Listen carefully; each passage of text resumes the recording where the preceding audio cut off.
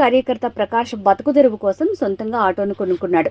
తను ఎంతగానో అభిమానించే ఎమ్మెల్యే పులివర్తి నానికి ఆటోను చూపించాలని ఆశపడ్డాడు. శ్రీనివాస మంగాపురం వద్ద ఓ ప్రారంభోత్సవ కార్యక్రమానికి ముఖ్య అతిథిగా వస్తున్నట్లు తెలుసుకుని ప్రారంభోత్సవం అనంతరం ఎమ్మెల్యే వద్దకు వెళ్లి ఆటోను కొన్నాను అంటూ ఆటోను చూపించాడు.